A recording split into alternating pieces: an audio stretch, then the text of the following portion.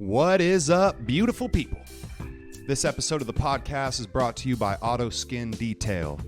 Give them a follow on Instagram, like a couple pictures, show them some love. Let's go.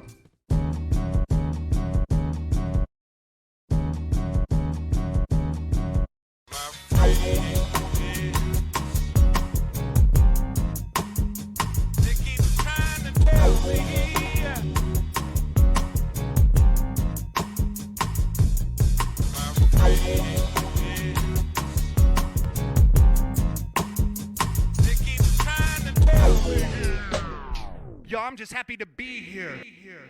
What is up, beautiful people of the world? My name is ExZac Change, and I'm happy to be here today with my guest, Cameron Gibbons. Thanks for having me, man. Dude. I'm happy to be here. Yeah, get that glad shit out of here. So, just want to let the people know what you do. You work for CINDER. Why don't you just kind of break down like what you do? Yeah, man. I'm the purchasing manager for our North store at CINDER. Pretty much just doing that, man. I just sit at a computer and buy weed all day and make sure we're all stocked and stuff. But that's just kind of a quick, short little thing. I do like a lot more than that. So how is it like as far as when it comes to deciding who like comes into the store as far like brand wise and like some people don't make the cut, I'm assuming. Like what does that look like as far as do people coming in and like pitching you like, hey man, we're trying to get this on your shelves? Yeah, there's like a bunch of different ways people go about it. So we get vendor samples. People come in, like a farm representative, they'll come bring, samples of their product, and be like, hey, would love to get on your shelf. Here's some stuff. Let me know how it is. But with that, I get over 15 a month. So like a lot of farms are coming and always dropping samples and trying to do that. So you only have so much space on your shelf. It's just like you can only pick a couple of them. So many, yeah. And those are the ones that are doing samples. And then, another way that we do it is like by like customer requests. So you always hear something that's like popular, all the cookie stuff. You guys all hear about cookies all the time and like their brands that they've got, K Savage, those style of brands that, customers come in like, where's the cookies, man? What's going on? So we got to listen to customers at some point and like kind of seek out some like, that higher end kind of stuff. I love that. So it's like both ways. It's like people coming at you and then you seeking out trying to get other farms as well. I'm curious, like how does shelf space open up? Like, I mean, you said that you can take a few on each month. Like, does some farms drop off or? Yeah, it's, the weed industry is tough, and especially for like producers too, like margins for them are just so tough, it's, and some just aren't as successful as others. Maybe they just have like, their grow's not working out. They're having trouble with their plants or like whatever. There's like a multitude of reasons. So if you get complaints from customers or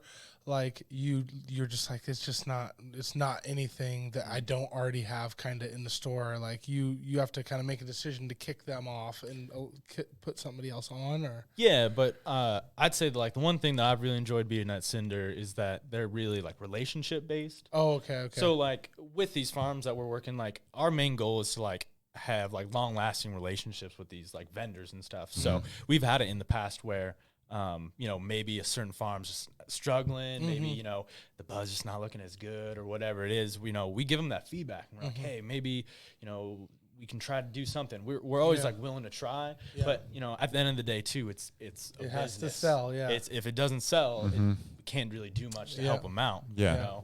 I see. It's, and that's like the biggest thing too that some farms don't really understand is they got to also like promote their brand as well. They think like, oh, it's the bud tenders. They got to sell, which bud tenders are huge. Like they got to sell it. Like at the end of the day, they're the main ones. That's true. Like if you have them excited, then the customer's going to be excited. Yeah. But, Keegan, who our marketing guy, he's always said something that's always stuck with me. He's like, Coca-Cola, when they're going and you know, putting their stuff in Walmart, it's not Walmart that's trying to promote, hey, you guys should drink Coca-Cola. It's Coca-Cola has a brand and they're promoting themselves. They have commercials. They they're putting all that work in. Walmart's not doing that. No, they're just Walmart's just a place where you're expecting to find Coke. Yeah. So it's hard because, you know, we get some of these farms too that are out there and they just don't put as much effort into that marketing of their brand and then they don't sell. And then they'll have good weed. And then they have great weed. There's so many people that have really good product, but they just either don't market it right or whatever it is. And unfortunately, here versus like Oregon, you know, Oregon, you can go into a store and just see a big old jar of weed and put your nose in it. Yeah. Here, it's all about like the marketing, the branding. The packaging it's crazy. It sucks because there's some good weed out there that I think gets missed. Yeah, I think that the bud tenders are a huge one. So do you use the bud tenders like when somebody brings in samples and stuff? You kind of just dish those out to, or do you just smoke it yourself? Yeah, no. I mean, I try to smoke some too, just because at the end of the day, that's more of my opinion. And our other purchasers are like the ones making that decision to bring a brand on. But first and foremost, like I said, bud tenders are the one that are selling it. So we got to get their feedback, because if I pick up something that's super hypey and then the bud tenders see it and they're like, the hell is this? So how often do you fucking kick it to a bud tender and then they don't fucking smoke it? All the time.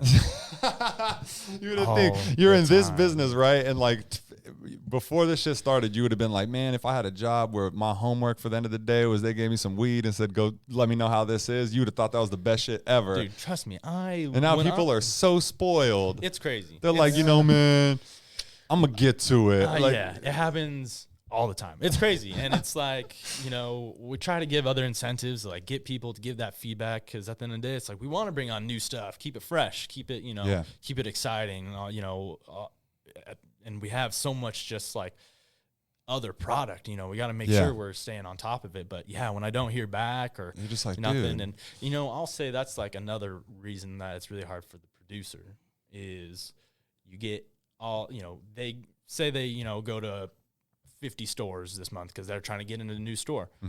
They're probably hearing back from 5 of those people. Yeah. And it's hard because it's hard on both ends. They got to do what they do. But when I come to my store and I got 60 emails on Monday and it's like, I only have a certain amount of time in my day to like get to all those and be proactive about it. So it's tough out there, man. Well, I mean, just like trying to sell the weed. I think that's the hardest thing. It's like if your weed's not selling and you're trying to figure out like how to market it better or how to package it better or how to, you know, it's crazy when you see the poppin' brands like cookies and shit with just like clout and street cred and shit. And people just come in and then it's like someone could just, you know, you got Bulldog weed who got like, you know, you're just like, out Bulldog. Yeah, you're just like, oh, the packaging is cool. Like whatever, you know, there's not all this clout, but then you look at the weed and you're like, this is fucking crazy. Yeah. Like, wow, this is great weed. So they've been fucking killing it lately. Dude, it's great. What is it? What does their stuff go for? Is it higher shelf, middle shelf? Like in the middle. It's like $30. $30. Really? No, what? dude. Dog, and it's pound for pound, money for money. It's up there right now. Like, wish we had some right now. I could show you. It's just chunky and like. It's just chunky. Beautiful. It's beautiful. It's beautiful, man. So that's cool.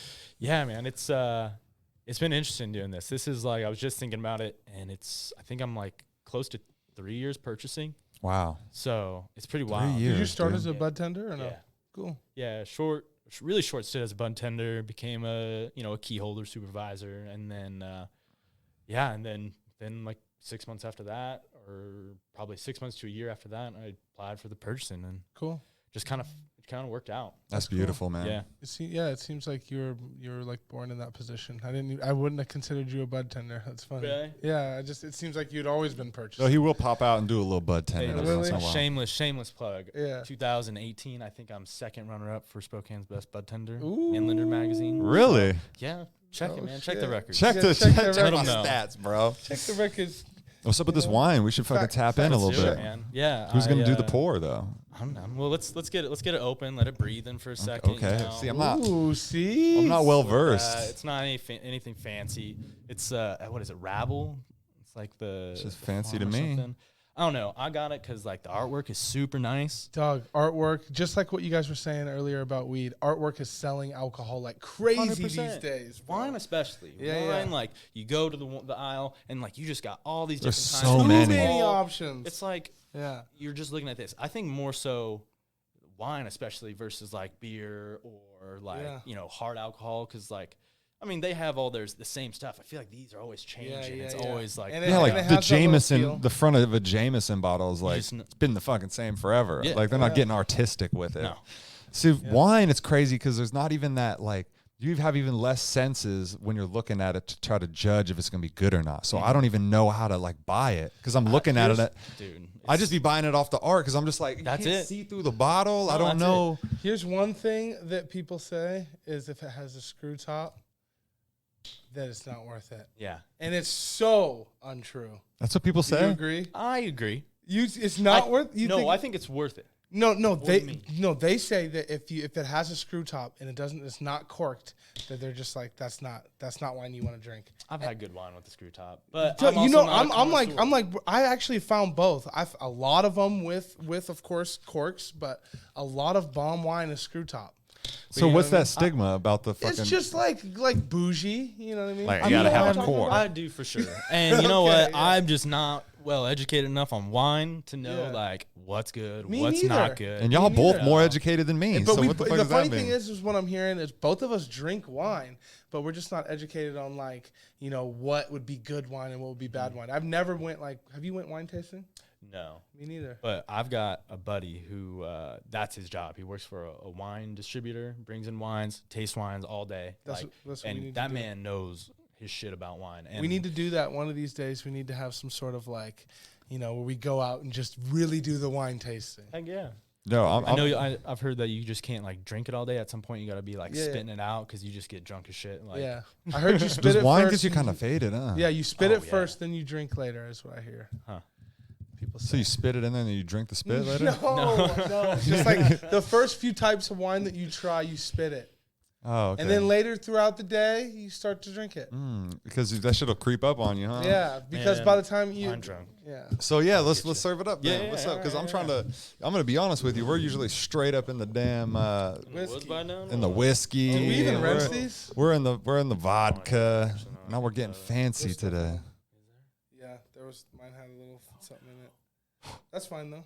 Bro, I mean, That's pour fine. me No, up, dog. It's just dusty on the outside. no, I'm just gonna put a little water. there we go.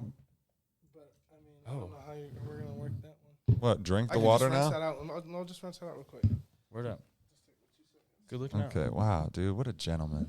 That's what happens when I just got to get some wine glasses on Yeah, the no, fly. I mean, I hadn't even thought about it. I was like, You know what? I wouldn't Package. even have. I wouldn't even have thought about that. I'd have been like, "Fucking Dusties, let's put them in. Let's drank them." yeah, I would have thrown them back. That's what I'm Dude, saying, dude. man. Cody's looking out. Yeah. So what's this? This is. Yeah, that's a sample of some stuff from Hot Boxing. We don't carry these guys right now. We don't at the moment. Actually, I think the Valley might be trying them out right now. I'm seeing, but that's that Platinum Girl Scout cookie, and that's just straight up one of my favorite strains. That's crazy in because general. it kind of smells like a cookie. It's just loud. Wow, bro, that has a really unique flavor. That's or the, like smell that's the to it. definition of that loud pack. It's that No, loud. that is fucking fuego, bro. But I've You smelled a open lot that of up- weed. I feel like I haven't smelled. I don't know if I've smelled that before. When we crack this open, it smells like pulled pork tacos. Pulled pork tacos.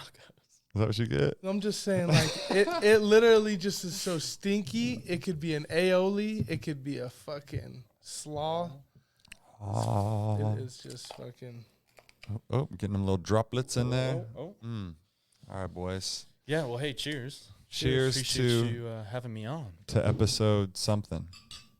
Right there. Do we touch the bottom? Is that what we're supposed to do? Pinky up. Give it a swirl every once and again, and you test the wine by its legs.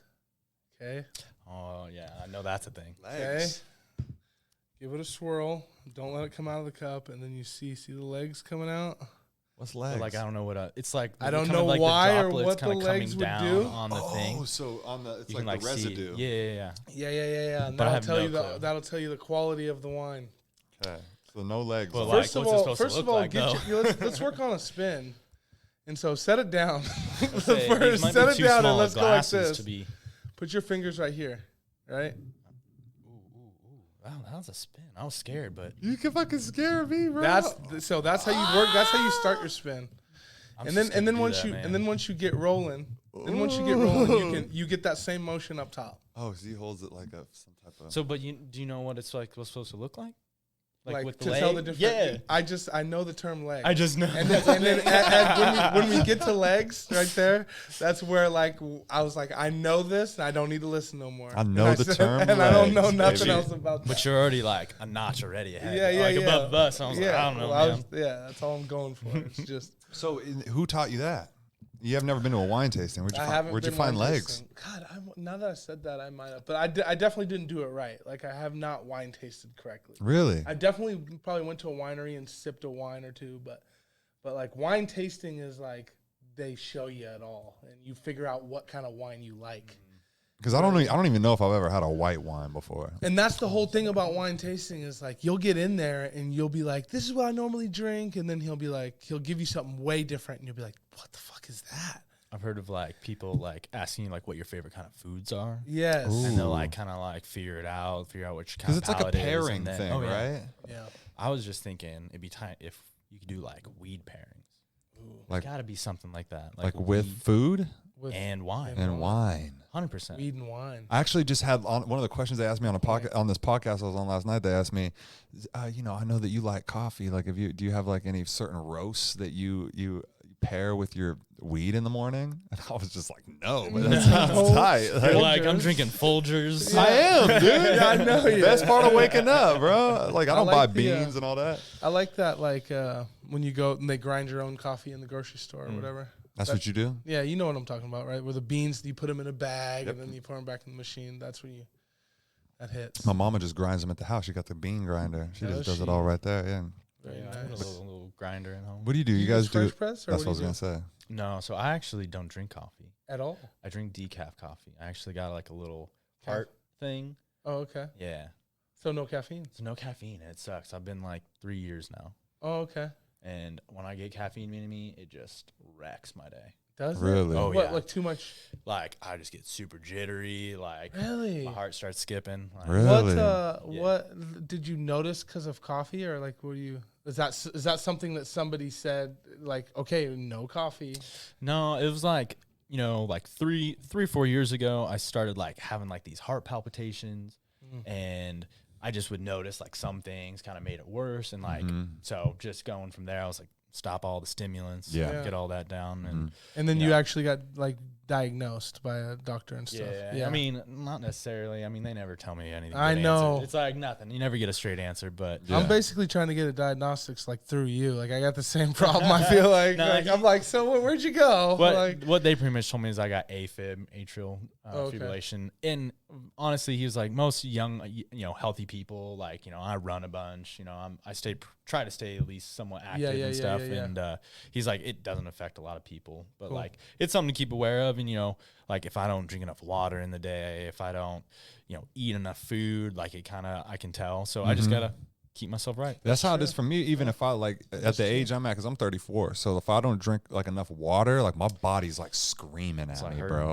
bro. Weird shit starts happening. I just start feeling like, like you got to keep this motherfucking thing oiled up. You know what I mean? And that's what water is. Water is like oiling up your brain, dude. You don't think as well if you're not. I'll be honest, like I'm so bad. Are you? So bad. You don't carry like a big bubba with you? No. Get And on I'm it. one of those people where Get on it.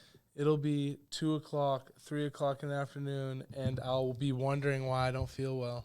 And it's that. And then I track my water intake, and I'm like, you've done everything today but take a sip So of do you water. drink coffee in the morning? Every morning. And do you drink water before you drink coffee? Sometimes. You need Gotta to drink chug at least Water like gang, man. yeah, you got to chug. Like when you wake up before you have coffee, you need to just chug. You know when you do those chugs where it's like you're about Not to good stop, for your but you stomach. keep going anyway?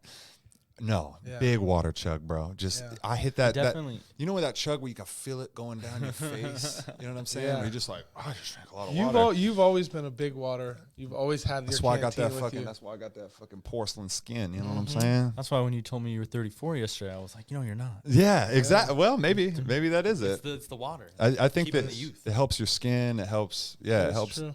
I just feel so much better too, man. I'm 100% like if I like, if I'm lacking on water throughout the week or whatever, and then, I get a day in where I'm like drinking 3 of my like, Nalgene water bottle full, I'm like, what was I doing? Like, I feel way You better. feel great. Yeah. Except you just got to piss a lot. Yeah, that's cool. It's unfortunate. You know, But your office is right next to the bathroom, so it's just. it's Nope. fortunate and unfortunate.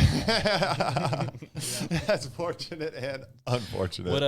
What do you think of the wine? Do you like this? Yeah, Is that dude, I like, fuck It with actually it. is really good. But It's I really see. I don't know what good is, so You're like enjoying it. I'm It's enjoying all it though. That's the thing. It's just like you gotta try. You just gotta try a bunch of different stuff. I'm assuming if you're enjoying it, that's a good sign. like these, I enjoy like red just blends because you just get a good mix of just like everything. I And definitely it's like red. Mm-hmm. This has got more of that a flavor. I feel like, but I don't think I've had a white before. Does a white Whites have are a good. flavor? Or? Yeah, like more like I don't even know how to describe it. Some, like, sweet, sweeter, sugarier, and then also It will just there's depend. exactly. There's dry ones too. because you get like a Pinot Gris and like those are a little more dry. Mm. And then like I don't even know, like sweeter ones or like more like I don't know, Moscatos or something like Ooh, that. Moscatos. That's I've had like, those That's for like sure. you getting like a Carlos Rossi jug and like, Oh, dude, Yeah. have you guys ever Listen slapped to the bag? E40. Yeah, You yeah. slapped the bag, baby, yeah. dude. That was the shit. I'm all about slapping the bag. Yeah, dude. That was Some of those wines though will give you a tummy ache though. Yeah. Oh, check this out. So if Cody smokes Dutch Treat, he gets the bubble guts. Oh, Dutch That's Treat, true. and there's others too. And he's any trying kind to of tell me orange, this. any kind of orangey or like Dutch Treat, anything like that. I'll smell it.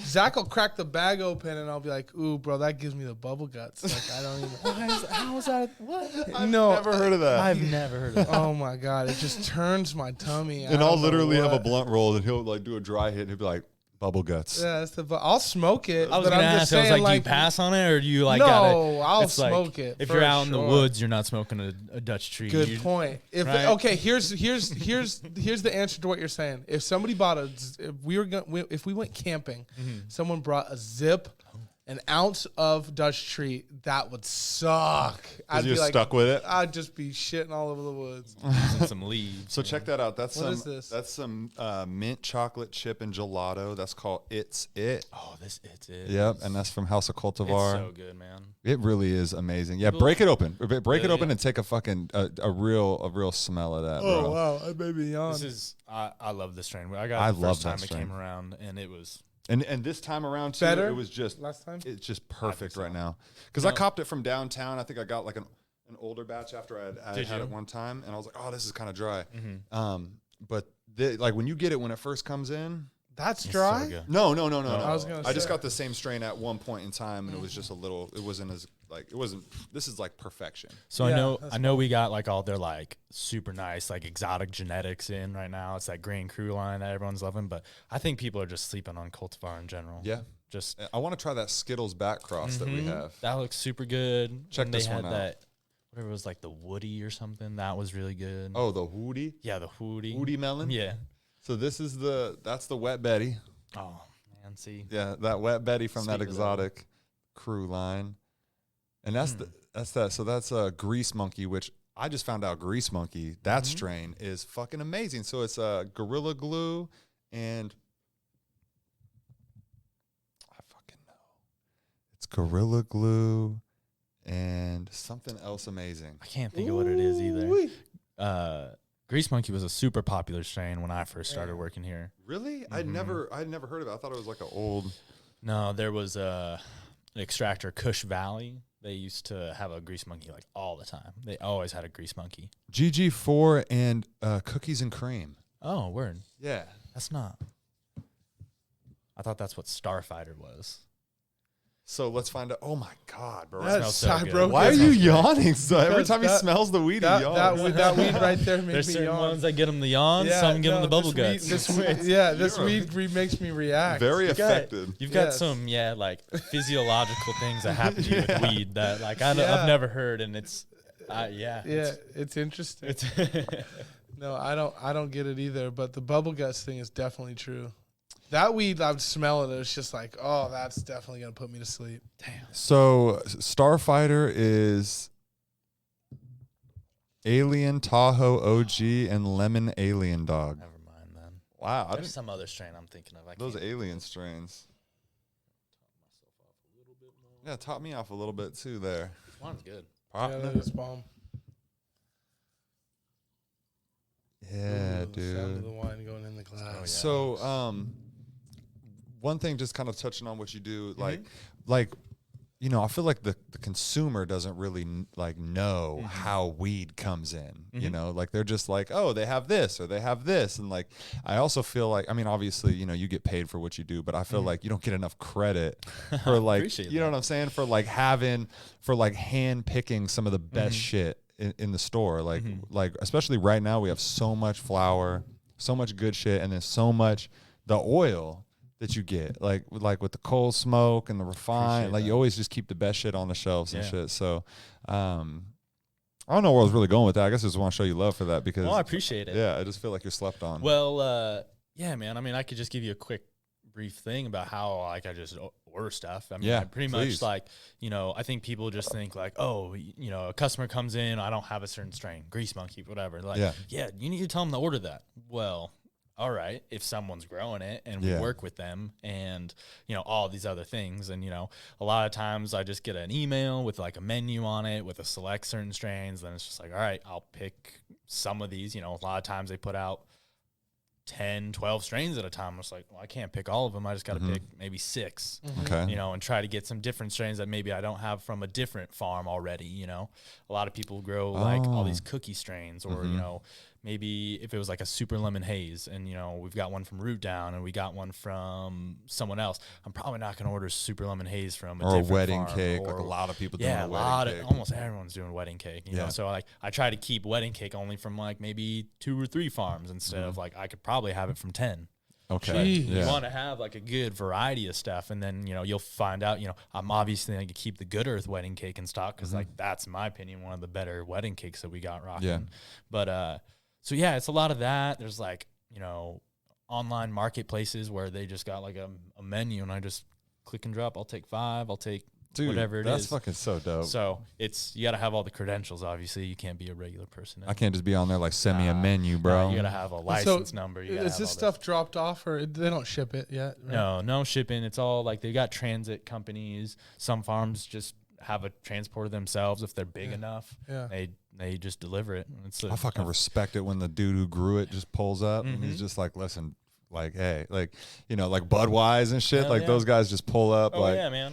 And those guys are just fucking dope. They're dope. I feel like because they don't give a fuck about like, you know, it's like an upside and a downside of like not really giving a fuck about like getting on social media, doing all this shit. It's just like we just grow bomb ass weed. And that's like something else. I mean, like when Budweiser came to us originally, you know, they were really small, wasn't a huge grower at all. And then I feel like, you know, everyone got hyped on them. They had such good bud, and like they were unknown. It's just like they sold the bud tenders. That's it. That's a rare case of like, man, like maybe the packaging isn't like super crazy. I mean, I like the logo, but it's not like not like, I don't know. You see some real flashy stuff, no like mids, really, just really like, eye-catching stuff. Just plain simple, and like the bud talks. The bud talks. I think that's a big thing because people just come in like, got that Budweiser? What's straight up? Up. You got and that like Budweiser? I got people like other farms, other vendors, transit people coming and be like, you got Budweiser in? Yeah. Well, and because so it's like exclusive too. And when I had them on the podcast, we talked about that shit. You know, how they were just like, you know, they're exclusive to CINDER and a couple other spots. So it's, you know, I think that's cool too. With like, that's not like something that like the alcohol market's in or something like that, right? Like where it's like, oh, you want Jameson? Well, only Safeways carry Jameson. So you gotta, you know, it's not, there isn't somebody that's cornering like a certain, like that's how it works. Like if you want to get a certain farm, you have to go to Lucky Leaf or you have to go to CINDER or you sucks.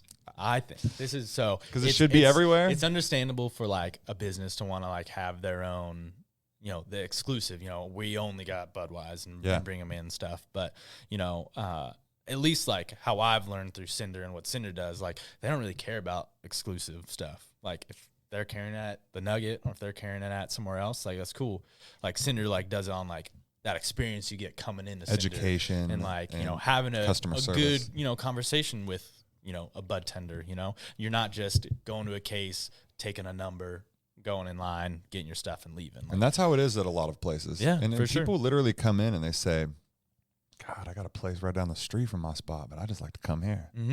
You know, and they come in because we're those damn fucking, we're those green thumb therapists. Yeah. We really are, well, dude. That's such a big thing just compared to like the alcohol industry. It's just like bud tenders are so essential in cannabis because, you know, you walk into a bar, even when you're 21, you already know what you're going to get. You're going to get a beer. You're going to get a Red Bull vodka, something simple. You already know. But people that have never smoked weed before, they're like, I have no clue what the fuck I'm doing. Like, I don't want to, you know, be the person, you know, calling the cops because I'm having a panic attack type I feel like there's so much more science. Do you deal with people like that?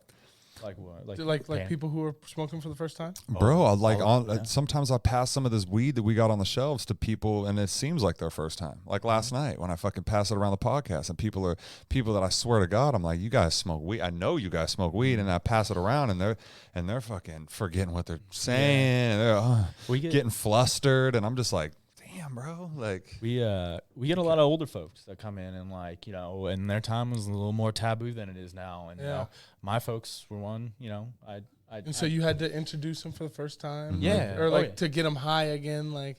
And a lot of people who haven't smoked for that long, like they're terrified of it. Oh yeah, getting too high. Like I'm saying, like people have just had like, you know, oh, I had this one time back at a you know, Grateful Dead concert, you know, ate a brownie. I was like lying there, like seeing aliens or something like that. Like you hear like crazy stories like that from some older folks. Well, it's just like, edibles are another level. Yeah, and I think that the edibles being regulated to 100 milligrams a bag is a good thing. I think that's a good thing because people come in. See, I feel like eating it is so much. It's also you feel like, oh, I could eat it all day, right? Like I don't really smoke. Like so people could come in and just be like, I mean, you smoke a bowl or something, like you smoking weed, right? But like when you're eating cookies, when you're drinking fucking lemonades and shit, it's not registering that there's weed in this. So when I'm eating it, I'll just be like, I'll kill the bag because I'm just like, all of a sudden somewhere down the line, I got the munchies and now I'm just eating this shit for the taste. And now I just ate, you know, if you're in California, you just ate 500 milligrams worth of Rice Krispie treats. And now you better take a couple days off because you're going to wake up groggy and still high. It affects you way different. I was just talking to someone today about, I don't know if you've seen them like on like Instagram or TikTok and shit, but they're making like those black market, like nerds ropes. Oh yeah. And they're like crazy, like 500 milligrams per rope.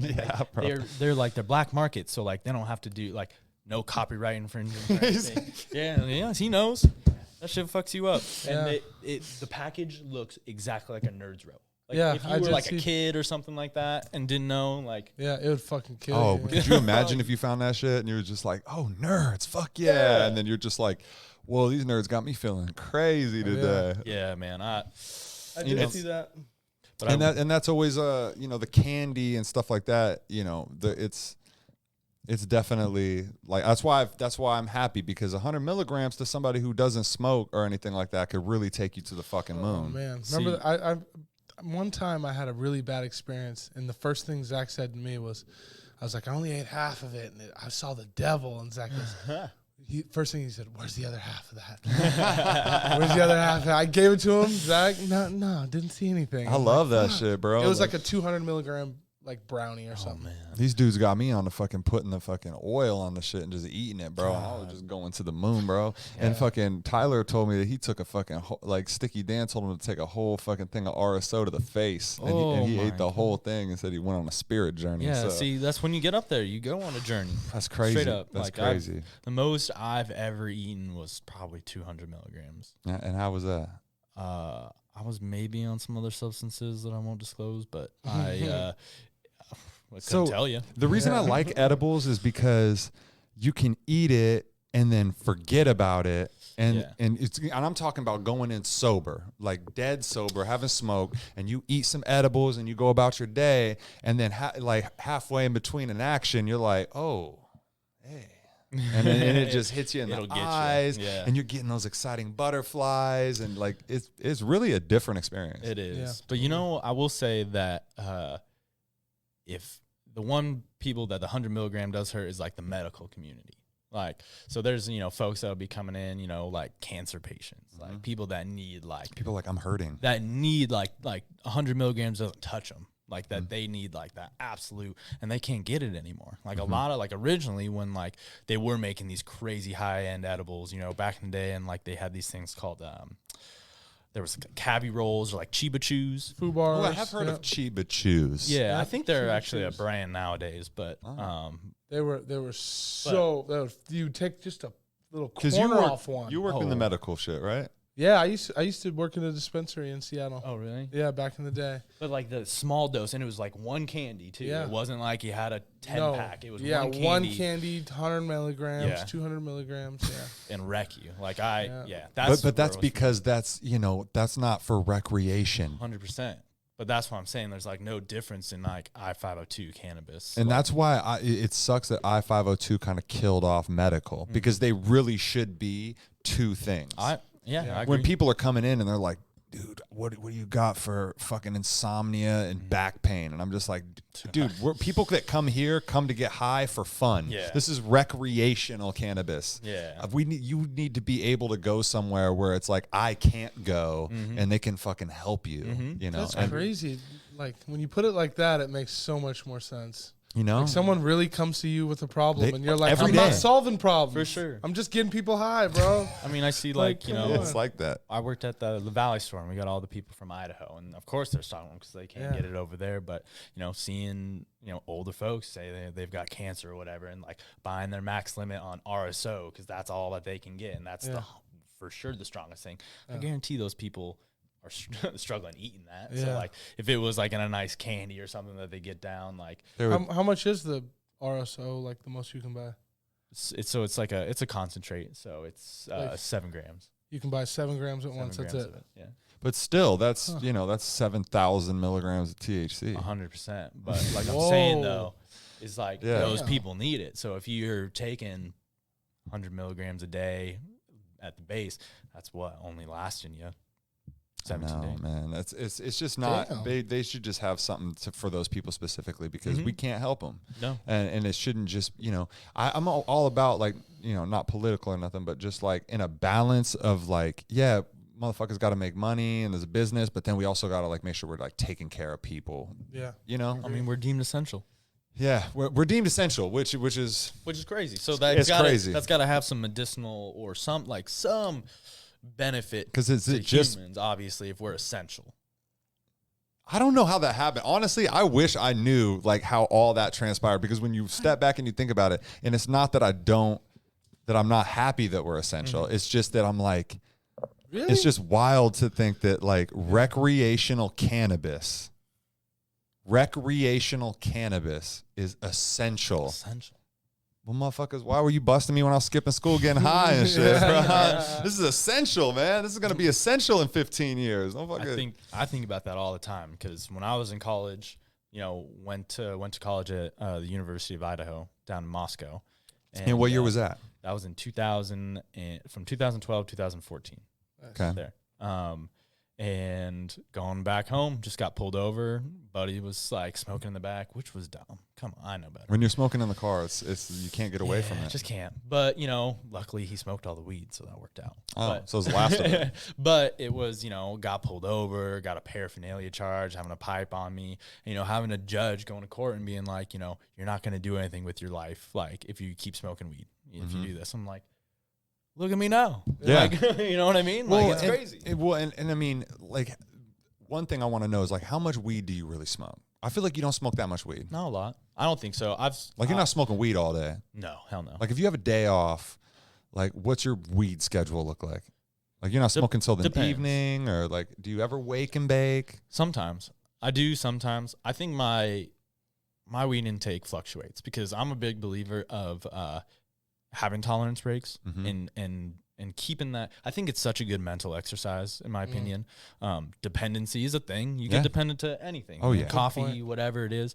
I think it's such a good mental exercise for you to relieve yourself of those dependencies and try to get off of them. So every once in a while I'll stop, and I think I also do it because of my heart. I think that's just a big thing. Like, I'm just always weary just of that. But yeah, I'll take a month break, and then when I get back to smoking, I get so fucking high. That's what I love. Like it's fun sometimes, and then sometimes I'm like, wow, I'm it's not. I mean, we really just high. we just I didn't smoke all day, and then we smoked that blunt.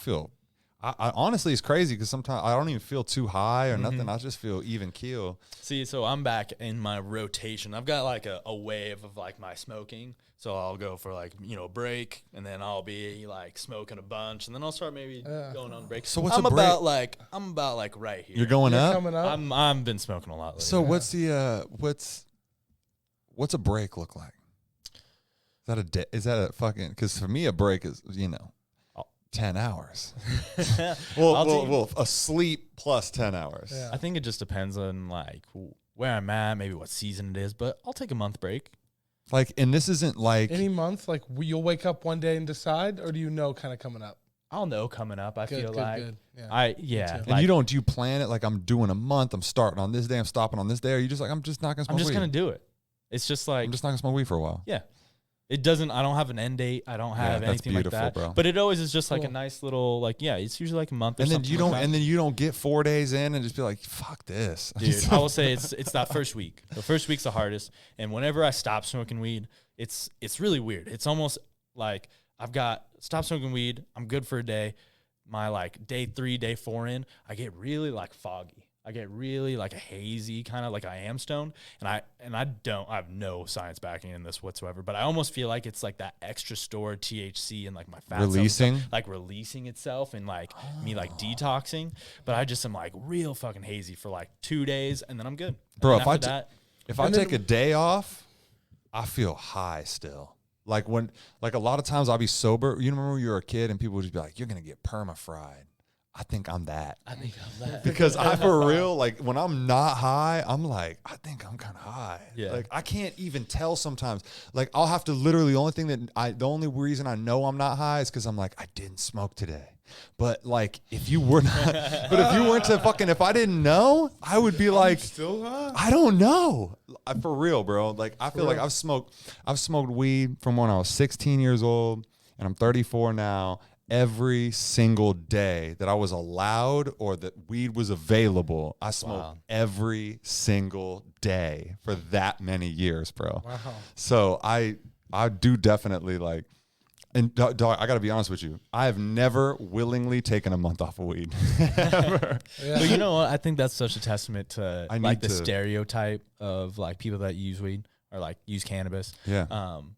Is like, I don't know. I look at you. I feel like you're always doing shit. You're always like making moves, doing this podcast, making music. It's just like, I think there's that stereotype that like people that smoke weed every day are just lazy as hell. And like, I think you're just good. I appreciate that. You're not. I think that it's like, it's just easy.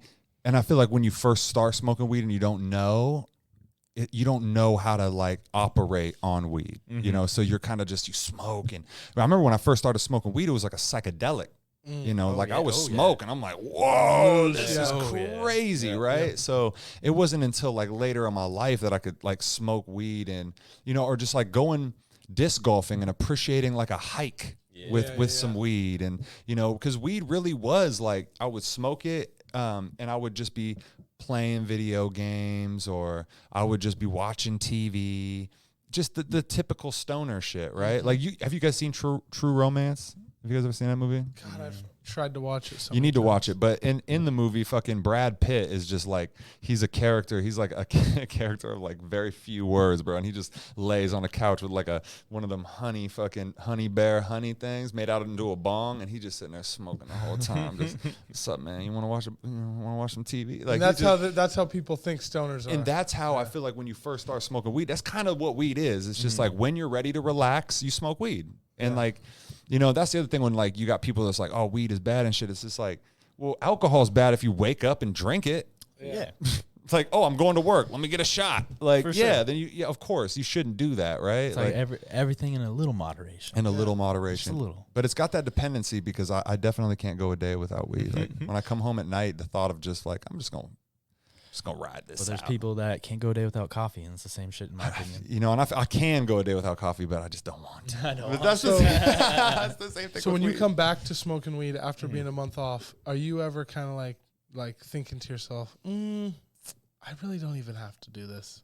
Like I've thought about it sometimes. Yeah, and I mean, because at that point in time, after a full month, You're talking about like he 'cause doesn't I've want to been go there. back. I've been there. I've not smoked for a month, and it's like you almost kind of force yourself to smoke because Oh, I do. and then once you start smoking, you appreciate it again. But that first little hit, it's almost a struggle. It's like, damn, everything's kind of. I'm used to what's going on now. That is, you deal with that too. I've never had anyone say that before, but yeah, I do. You're 100%. used to what's I going on. struggle to get back into smoking. But you're like, weed. all my friends and my whole social circle is evolved around weed, so I gotta start smoking. Because you need a little tolerance. It's like because if you just like, well, I'm just gonna ride it out, and then you hit that blunt then you hit one the blunt. time. Then you're like, okay, in your brain, you're like, okay, I'm gonna start smoking. Then you go around your friends and they roll a blunt. Exactly. Then you get too high, so it's like you got to start smoking on your own. Well, that's and it's tough to do. And that's why I don't know if you noticed, but there was a while I was just smoking 1-to-1s, it's like CBD more weed. Keeping I it. was starting to get back. Yeah. Because you know what, that's those interesting. 1-to-1s were wrecking my day. I know. I was getting so high on bud that was 10%. Yeah, that happens. I know it's Yeah, that wild. happens. But it was perfect. It was getting really nice and baked. But I feel like if I was to smoke regular bud, I'd just be freaking out. Just shit. That's what's crazy is that you can't overdose on marijuana, but you can get too high. So what I realized how to break through that quicker for me is to dive in full-fledged like you'd been smoking this whole time on the very first day. Oh That's my actually probably pretty smart. god! And so what you do is you're like, I'm smoking. Just You go face over a to your blunt? homies, but you don't plan on driving, nothing like that. No, not by yourself, face a blunt, but all the blunts that get passed around, just don't say no to any. And that day you're gonna get It's just really gonna be a high. day. But the next day you wake up, you're gonna kind of be like, ooh, okay, let's smoke. Like you're ready. I'm ready to smoke, and I can smoke during the day again because your body you overdid it. Now, But if if you tiptoe in it and you just take a hit here and a hit there, it'll take you a long time. But what No if you idea how just spot on what if that you is. just stay have there no though? What if you just stay at the 1 hit, 2 hit? It's So you good, could. but until you hang out with people who smoke. So what and why are people? We got Exactly. this fucking this weird peer pressure thing that happens too. When you're like even people I hang out with, bro. If you say no to it, they're like, "Come on, Oh, yeah. bro." I mean, Oh, and And yeah. it's like, I'm So good. so look that's at the weed you just showed us. Yeah. Imagine if I hadn't You wanna smoked. taste it again. Yeah, I would just be like, I wouldn't be able to say no to that. It's like being like, I'm full, but I just want to taste it. So that's exactly what happened to me. Yeah. So I visited my folks down in Las Vegas. They live in Las Vegas. Did that in January, December, something like that. Okay. That's where I was peak, not really smoking a lot of 1-to-1s. Okay. Went down there and I was going to dispensaries, checking them out, and I was like, I don't want to keep behind just 1-to-1s and CBD stuff. What? Didn't do it. One of my buddies drove over from LA and he's like, yo, we're smoking. Let's go. Go to the MedMen, nice fun shop down there, buying all these infused joints, doing all that. And went hard. Went hard. Yeah. And I was like, man, this is not going to be good. Yeah. Just had to get it out of the way. And since then, we've just been going up. So how was it though? Yeah. Was it great, or was it kind of were you I tripped think out a little bit? a little bit. I was. Especially going in. But was Phoenix. here's what saved him. I wasn't in the situation. Being out of town Yeah. saves you. I'd say being out of town and probably drinking. So Yeah. just But, being like a Because a So- new environment and you I get could see that, that. feeling, but then you also say nobody knows me out here. And That's I'm true. high as fuck. He's driving. I'm chilling. He drives a nice car. And so even if I'm You know tripping, what I mean? Actually, a really even good if I'm point. fucking, even if I'm Ethan Hawke from Training Day Yeah, over here, I'm I'm chilling. fucking, You know what I mean? I'm I'll good to get go. out. My homie's got me. He knows I don't smoke. If I start acting an ass, he told me get in the fucking car. Yo, what about the formula with alcohol and weed together? That's It's dangerous it's at first, It's like a what we're talking trippy formula as far as if you get drunk and then you smoke weed, it can be Yeah. bad. See, Yeah. I got to be high and then progressively drinking to Yeah. sketch Exactly. my level. Isn't it but, weird that you had to learn that? Yeah. Oh, yeah. Because I remember one time, right? My buddy was like, he was like, all right, dude, I want to have a race. Who can drink these 40s the fastest? And I was like, okay, let's do it. And so, I just, drank a fucking whole 40 OE, right? That should get you fucked up. I was fucked up, right? I was just like, damn, I'm drunk.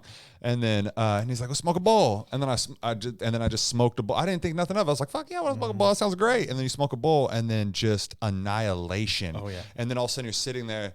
I think I gotta go to the bathroom real quick. And then fucking all of a sudden the spins. Like the spins are my least favorite thing in the world, bro. But then it seems like when you start like smoking and you've been smoking, you have a drink and you smoke and you drink and you smoke, you find this perfect.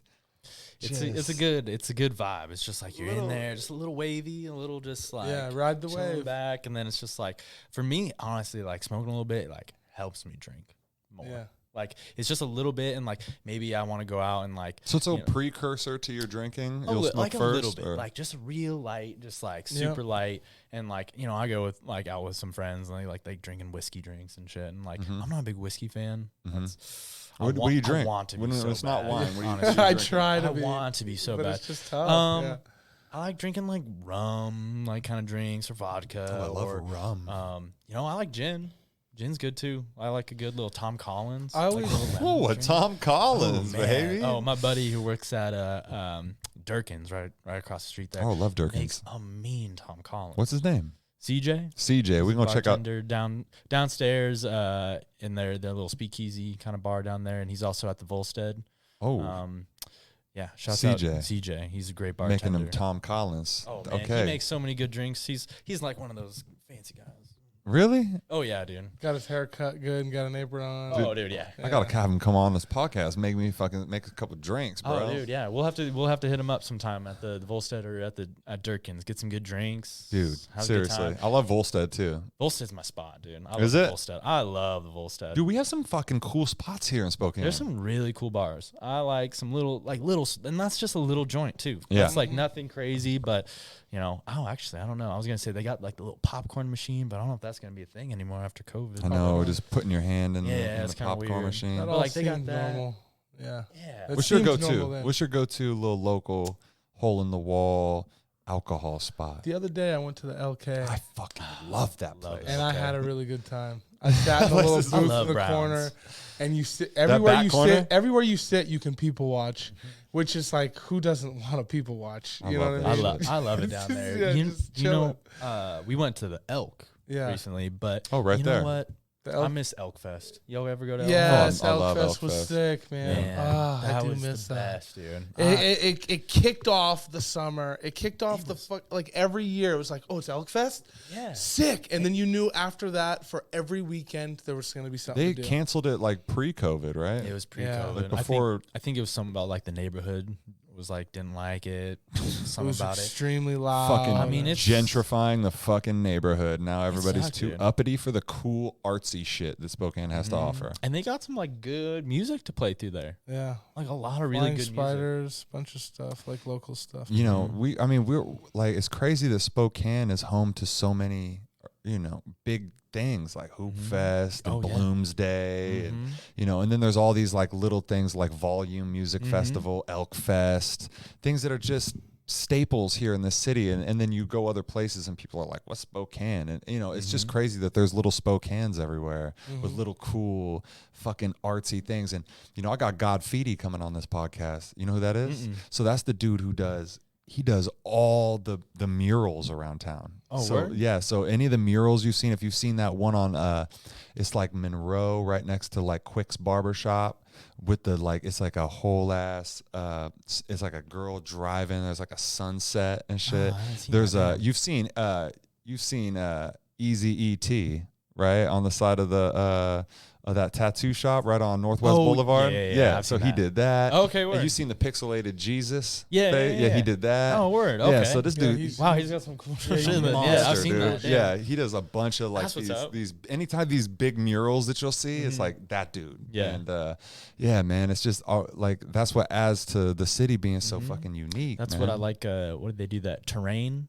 Oh, Terrain's another one. I fucking love Terrain. When they did it at that big, what is it, the something bird? Yeah, it's the Cracker. It's the Cracker building over there by. It's right. It's It's the spot. The Yeah, fucking Globe and shit. I think it's just called Terrain, right? Isn't that what it's called? Yeah. I don't know. Or some shit. Yeah, but it's the Cracker Building, and Okay. it's just right there over by the hood. But they got that was the last one I went there. They had like all the live music. They had that girl like on like the pieces of.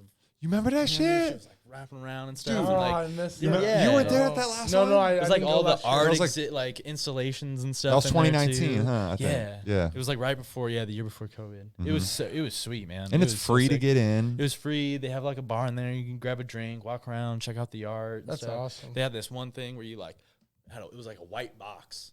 And you put on some headphones and you like put your head in this white box, and it was like all this like crazy lights and art, and they were like blaring music and shit. It was Dude, I did not see it that. was, it was wild. What? God, I missed Yeah, out and on there's like Terrain. full rooms that you'll like walk into, and there's shit all over the walls, and like big, art is, that's what's cool about, it's not don't even like refine it, like just I have this new philosophy that I'm living by right now, where it's just like, don't think. Just don't think, dude. Like when you're acting in any type of artistic way, just try it. Just get it out there, dude. yeah. Like just as soon as you're about to think, you're already overthinking. You're trying to plan for what's going to go wrong, and now you're thinking that things could go wrong, and now you're in your head, and now there's all these preconceived notions and like things that aren't even real, hypotheticals and shit like that, and it just fucks everything up when people are just creating. People, you just making a move, just go, just say yes. You seen Yes Man? Yeah. It's like that kind of to an extent, where it's just like, just don't think. Like let's just see what happens. And that's what I've learned too, is like the more you do, the more you get to experience. And when people are talking about trying to get their name out there or whatever, just do dope shit. That's what I love about it. You got to be true to yourself, and like when you're true to yourself, you bring people together, and they gravitate towards you that have like-minded things. So Word, it's like, dude. That's definitely something that I agree with. 100% truly authentic to yourself, and like then the people will come. Like when I was growing up, I didn't understand that. I was just looking at other people and being like, oh, like I'm trying to be like them. Like, oh man, they doing it. And you just keep seeing that when it's just like, dude, you're your own person. You get to, I don't know. All that shit just sounded corny when I was a kid. Come on, man. You're you. You're your special light, bro. Like, shine it on the world. You're just And it's so true. you're just like, fuck you, bro. And I now want to you're- be like 50 Cent, bro. Like, man. And now you're like, I don't want to be like fucking 50 Cent. Like, dude, I am fucking, like, I bring my own thing, Yeah. And that's like the growth, So I got a question for you. I know this is your show, but I got a question. Okay. How did you get into music? What Oh, dude. what was like the start? Is there like a moment that you were just Yeah, like, dude. So it was weed. Like, It was like weed. fucking weed. I was like 16 years old, and it was just like weed. And then, I found freestyling, and my buddy was just like, bro, put a beat on, and we get high, and you could just, we just bust some freestyles. Was it and- like something that you like saw? Like, was there like some sort of freestyle, or it was like 'Cause something that you were just like, No, oh, shit. like okay. So I loved rap music. I loved Eminem. I loved Dr. Dre, The Chronic, 2001. All that shit like had me. And then my buddy started showing me like underground hip hop, like hieroglyphics and Jedi mind tricks and binary star go. and swollen members, like all this crazy shit, right? And I'm just like, that's when like lyrics and like these dudes were creating a vibe. That's really, I didn't understand that's what it was, but they were creating a vibe that I was just like, For sure. so wanting to be that, and him being like, hey dude, you can throw on a beat and then we can just try. And we just get high. And when you got high, it was like this fun fucking, and I was terrible, like terrible. People say like, oh, you naturally gifted out the gate. Not me. Like I could not rap for shit, dude. Yeah. And I can't imagine it. I was I can't so even imagine bad. that. Imagine when you always go back to that same word over and over To try again. to get it out because you messed it up. Oh, Or no, you just can't you keep one was like everybody knows. So you're Oh my God. you're like, yo, I'm freestyling. Everybody knows that I'm killing these flows with everybody knows that I'm out here grinding, and everybody knows that I'm out here shining. and that's what it was. And then- God. But then it was like a progressive of like that to like music just never left. It just never, how you get into something and then something like goes away. it just never went away. I just love it so much. And even now it's like, you know, I've tried to pursue it as a career and trying to like, you know, and I found that even just when you pursue it as like a career, when you're like, I need to make money off this, I need to like make this my job, like it takes away from everything that you love about it too. Like really, I just want to make music that people are like, wow. Yeah. That's dope. Yeah. Like create that took me somewhere. Yeah. That was cool. I mean, every time I hear you like talking like, oh, I'm dropping a single. I don't tell you, I don't think, but I always listen. You've told me, you were like, no, that beachside joint is pretty tight. But like, you didn't tell me you're gonna listen to it. But you're like, if it comes up, you'll just be like, hey, and like, you know, I think that's tight because like I don't do it for the recognition or for people to be like, you're cool, or like when we were playing disc golf the other day and someone's like, you're ExZac Change, you rap, like, you know, that's a cool moment. But like I do it for, you know, it means more to me when you don't tell me and you just enjoyed it on your own. Right. Like to find out that later is like, wow, dude, like he had a moment with something I created, and, you know, it doesn't need to be this, because that's how hip hop, I feel like mainstream hip hop is, right? It's just a big clout game, and who got the brightest grill and the flashiest shit, and, you know, all that. And like, you know, Anderson .Paak, like he's like probably my favorite artist right now. Rightfully so. You know what I'm saying? And like just so much soul, and when you look at him, he's like, bro, this is just authentically this guy. 100%. You know, you don't feel like he's trying to be too much. You know, not at all. The best smile out there. Yeah. The best smile, big old teeth. Anderson's got the best smile out there, man. That's all I can see right now when I'm thinking of him. Yeah. So yes, Lord. What were some of your like, cause you're big into hip hop and stuff. I'll walk back there and I'm hearing fucking some old Ludacris. I'm hearing I'm hearing everything. Yeah, dude. I'll hear some just old funky shit. Like, what were some of your musical? What was in your ear when you were a young lad? Yeah, I listened to like a little bit. Like it's funny. Like my mom, like Eminem is obviously the one I always think of because like she always had like Eminem like CDs and shit. Your fucking mom had Eminem CDs? Yeah. My mom was like fucking bogarting. She was just like, throw it out. Don't tell him it's here. Like, but to be honest, like I like how I like grew up just listening to music in general was like finding some like iTunes stuff that my dad had on there, but it's all the like, you know, the classic rock, like just stuff like that. So I definitely love some like good old, like, you know, just like older, just like Pink Floyd. It comes back to that old shit every time. And like you were like now as an adult, you hear the old shit and you're like, that shit's a fucking classic. No wonder Pop's liked it. Yeah. But it wasn't until like I met one of my buddies, Devin, in high school, and he was just a really big hip hop guy. But like he introduced me to a lot of hip hop, and what he started like me on was like a lot of the underground shit. So like Dilated Peoples, De La Soul, like a lot of that stuff. Big Pun, like Big Pun and Biggie, like those two, like Big L. Bro, I was hanging out with this Big girl, L. right? Hold up, just a shit. side note. I was hanging out with this girl, right? And she oh man, I don't know what's gonna happen. She did not know that Big Pun was not Biggie. What? She thought that. What? She What? Like two different. She was just like, she's like, this is Biggie, right? I was like, no, this is Big Pun. She's like, who's that? Like, yeah, like, and I was just like, oh shit. You know, like Big Pun was just, he's so fire. Just so great. But it was such this small piece of time, I guess probably, with Biggie too, but. Well, a lot of them, Big Pun, Big L. Like, Big L too. A lot of people that are just like a Don't name your fucking name Big, bro. If it's Big anything, you gotta watch out. Watch out, man. But, yeah, I don't know. He just started a lot of that stuff, and it was just like a lot of just like looking up stuff, and it's just like, you know, like you saw the hieroglyphics and like being like, all right, like that's cool. Like what else is like kind of like Dude, hieroglyphics Deltron, like Deltron, you know what bro. I mean? It's just like there's all of these, and it's so crazy to like look back now too and be like, oh, I loved like these like underground artists and stuff, and that I really didn't know much about, and then it's just like finding out like, oh, these are like bigger people that were just like, you know, in these groups just starting out, you know, like Dell, you know, Dell, or like, you know, what's another one like Black Star? That's Mos Def, and and Talib Kweli. Yeah.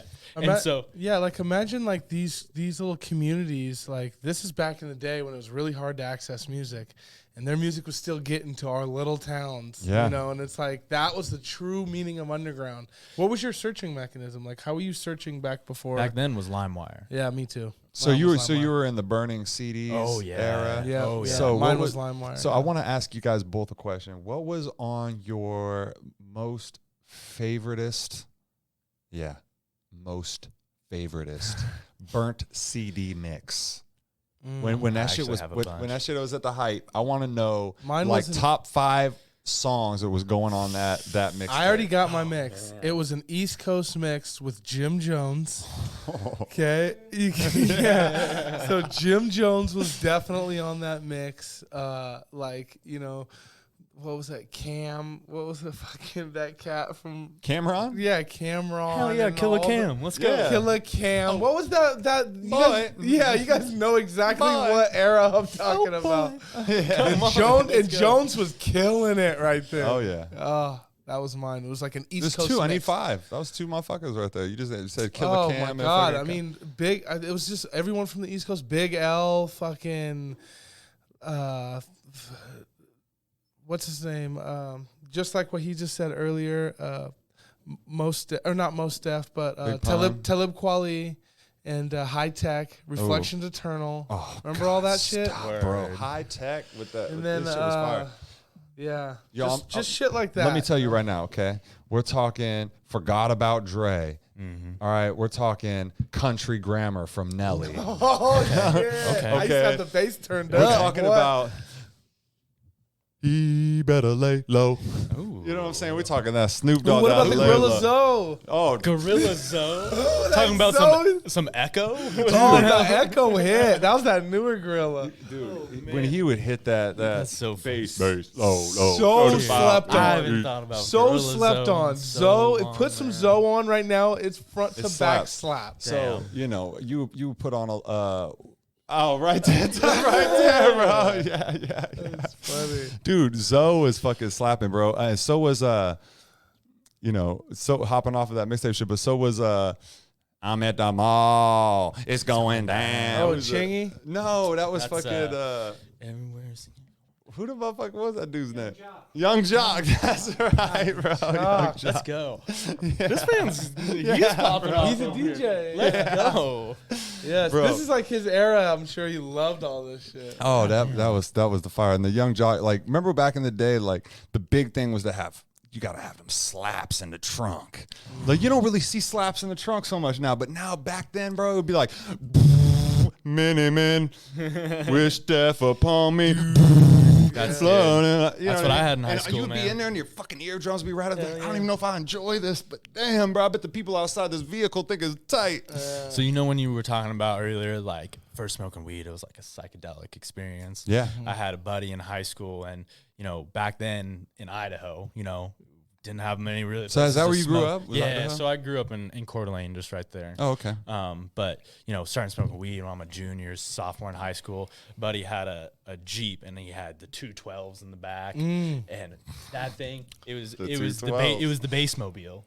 That's what we called it. And it's so stupid now thinking about it, but we would like have that thing full blast, driving around the neighborhood, just ripping bowls like mad. And I just In the car. Oh, In the car. Idaho. In Idaho.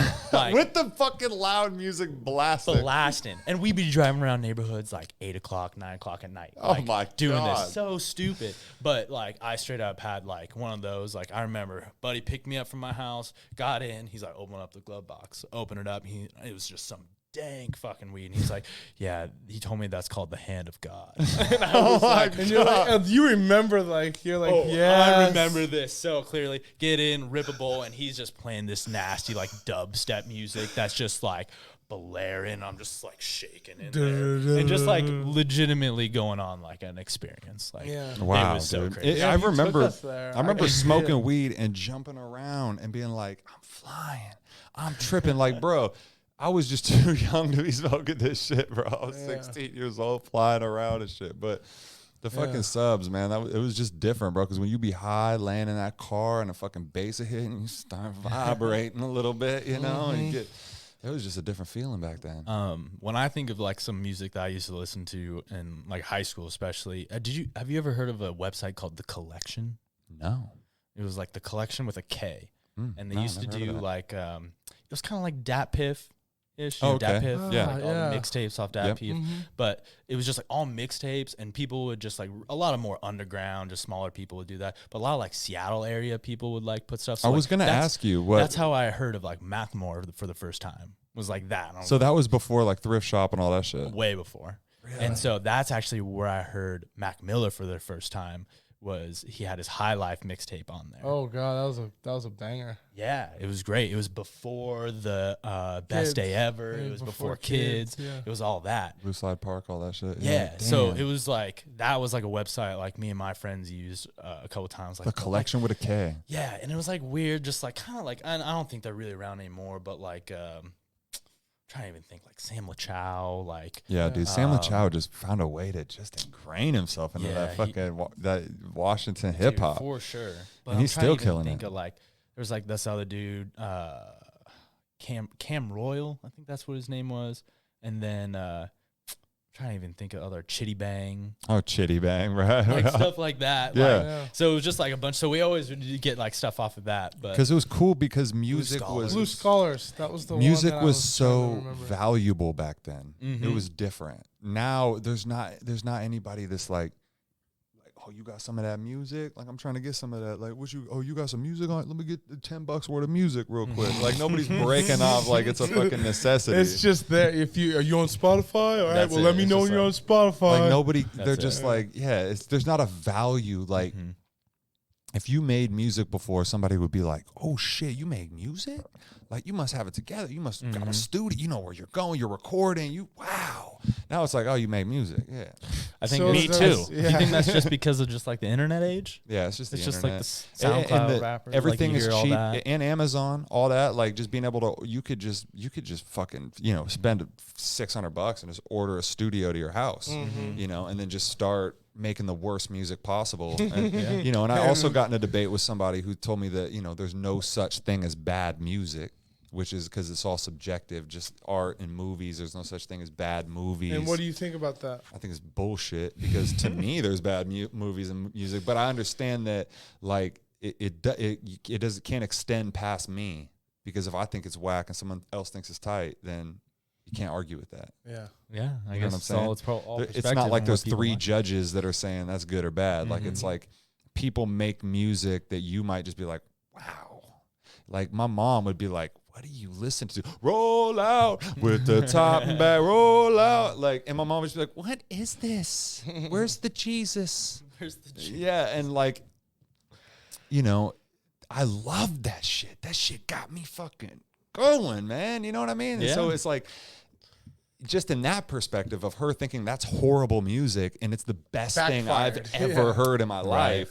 life, that's just the power. And same with movies too. Like, people are just into different stuff, I guess. That's I don't know. Like when I was saying, my buddy Devin got me into listening to hip hop music, and I remember one of the first songs like I ever listened to was "I Got a Story to Tell" by Biggie. Oh yeah, And man, I don't know. It was just like this hit you different. just went on like a journey, and it was just like I don't know. It just hit different. And like that's like one song I just think about all the time. I'm just like, So that's it. Like Eminem, his song, that one where he just tells that whole story. Is that Stan? No. It's like that one, obviously, right? Obviously. That's I was the like, that's like the big storytelling story one. one. But he did the one at the end of the Slim Shady LP. As the world keeps turning, he's talking about slicing off the girl's nipple and kicking in her door and the crazy shit. And like, and he goes on this whole ass fucking thing. Like, and you're just that dude would just paint like these crazy ass pictures where you just like. And saying things like I didn't understand, like I didn't know what a Valium was when I was when I was 15. Yeah. I was like, and I see this big Vicodin pill on the front of the album cover and shit. And I'm just like, I don't know what that. I'm just like, this is crazy looking. There's mushrooms and all sorts of fucking nut shit. And you're like, Mom, why can't I listen to this? She's like, you don't even know what the fuck that is. Exactly. I think that's such a like a underrated thing that like about being an MC and like is like the storytelling aspect. Like there's so many like, you know, rappers out there, but there's like just those select few that just have that storytelling that like that really like take you on a journey like for a song and stuff. Like Nas did that. Nas did a really good job. Mos Def like, did that. I love Mos Def. I just posted that song Mos Def, you know, Traveling Man. Okay, word. Yeah. You know what I'm saying? Like that one always just took me on a fucking journey, you know what I mean? Yeah. Maybe just like on a sonic journey of like what I'd like to be doing, traveling and you know what I mean, coming back. That's something I just like super enjoy in like hip hop nowadays and like look for, because like there's just so much out there, and There's a lot. You know, people always just complain about like all the mumble rappers and shit like that, but it's a vibe. That's like, and you know, that is something that really upsets me a lot of the time. It's just like when like someone's like, man, hip hop music is just shit nowadays. It's just like, you just gotta look for it. But like, see, I'm not looking. I think that people just like to say that. Yeah. They like to just be like, this is shit now. Well, it's because it's all they listen to is whatever's on the radio. That's facts. That's it. You That's don't all it look. is.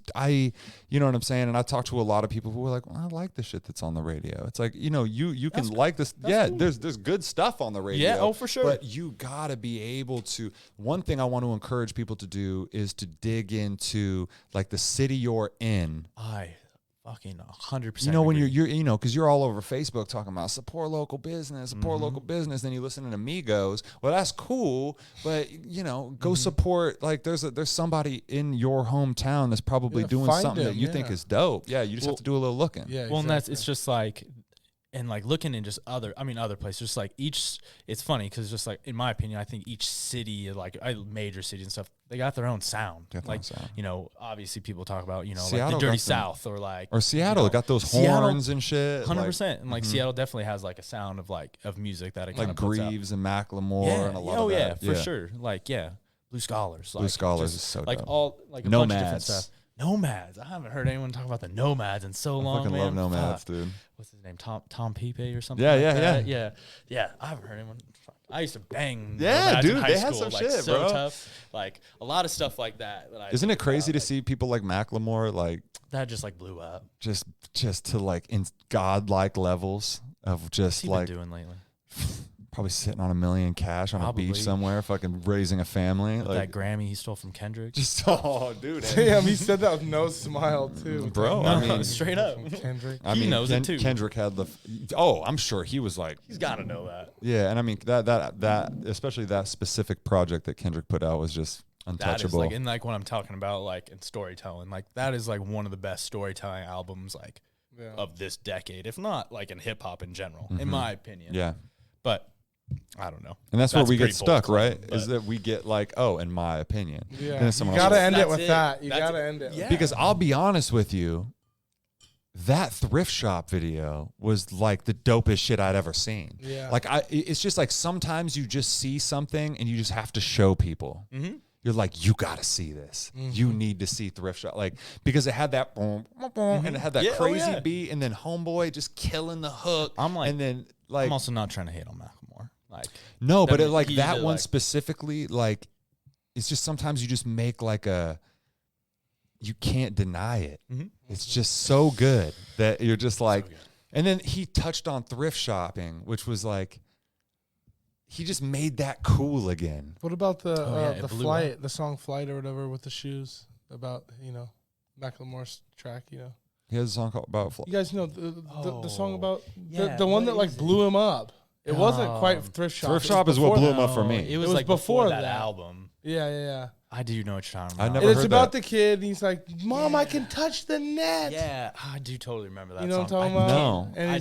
And his mom gets him the Jordans. Yeah, it's like a whole story. And then the whole story is that it's Wings. Oh, Wings! I have heard that song. I called it Flight. Yeah, it's Wings. Oh, I saw Macklemore here in Spokane at a weird venue up near the Winco, way north. It was like It's like a coffee shop. It was like a half coffee shop. No, this was like way before he blew up. It was probably right before he dropped that album. So probably like 2011, 2010. Because it was 2012. Had to be like 2012. It was 13 that shit came out. Yeah. So it was right before that. And it's like it's such a weird venue. It's like a coffee shop, but then there's like a bigger like stage in the back and stuff. I'm trying to think it's of like what the traveling something.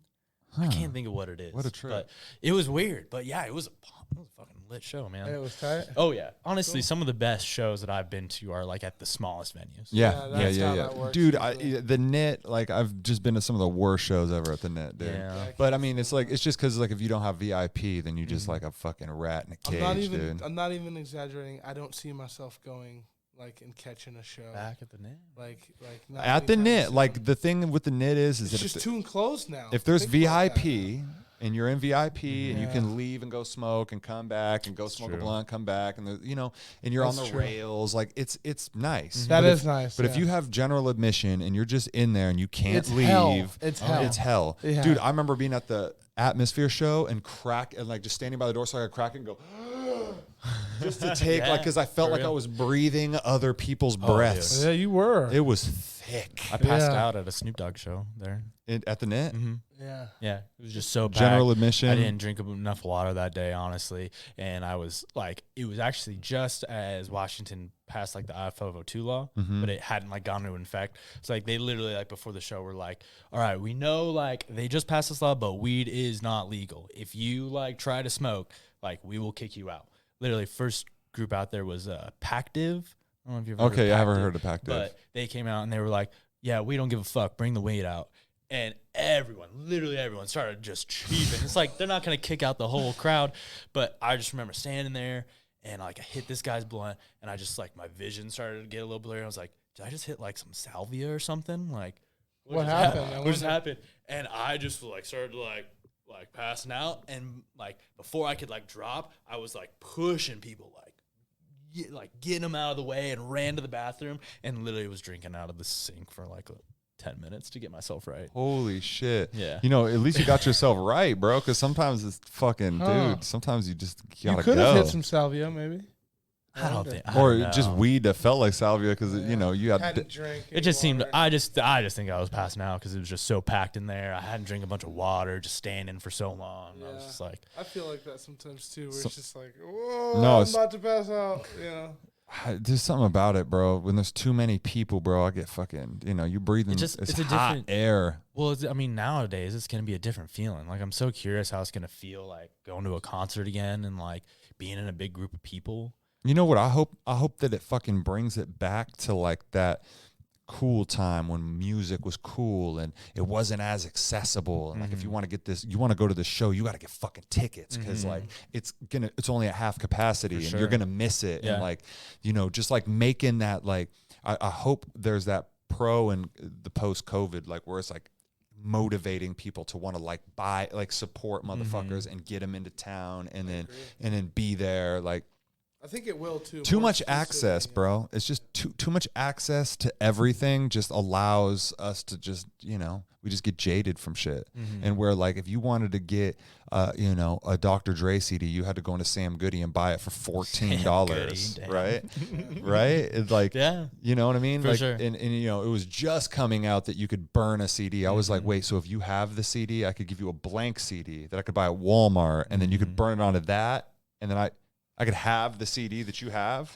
Like that was fucking, that blew me away. Hell Yeah, man. but it's a burned copy. I was It's like, what the fuck is who that? gives a fuck? Yeah. I'll man. just Dr. Dre. Like, fucking right on the front There's of so it. much like I feel like people talk about this all the time, but like making like a CD for someone or like doing that, it was just like, all right, I got like 15, 16, 17 songs I can put on this. Like what's gonna be on there that I like this song enough to where I'm gonna listen to it like over and over when it goes over. You were Like, really that curator. You're Yeah. that Oh, for original sure. curator. Yeah. those are like some of my best memories. Like and like I said, I was a dumb kid, like in high school, Oh, and we college all and were. shit, and like You weren't as dumb as me. and baby, I challenge you. But like, you know, in college especially, you know, like I went to college with a couple buddies and like in Idaho, you still can't really smoke weed. So like there's some back kind of like country roads down there. We drive all the time. But my one buddy, Devin, who, you know, he had this little just Jeep Grand Cherokee, just a little shitty thing. Yeah. But CD player, that's it. We would just burn CDs and like listen to that. And that's in like 2012 even, like still just doing that. But like that was like, a lot of early like ASAP Rocky. And Do y'all Danny even Brown and remember shit. when you had a Danny Brown? You guys remember when you had like a? Did you ever have like a fucking like? My mom would let me borrow this like this Discman, is what it was called, right? Is it where it plays a disc? Little disc man. Yeah. Right? Did you have to hold it up right? And you had to hold it up because Yep. it didn't have fucking Yeah. anti-skip on it. Yep. And like if I was riding my bike, it'd fucking skip and it would skip and I'd be like, what the fuck? And then they came up with anti-skip. And you could throw that bitch in your backpack. You could just fucking And shake you're like, it around. yeah, I'm out here So, getting it. I'm a little bit younger than you guys. I'm 26. So when I had my first one, I was in 5th grade. I want to say 5th grade or 6th grade. Was it a CD player? It was a CD player.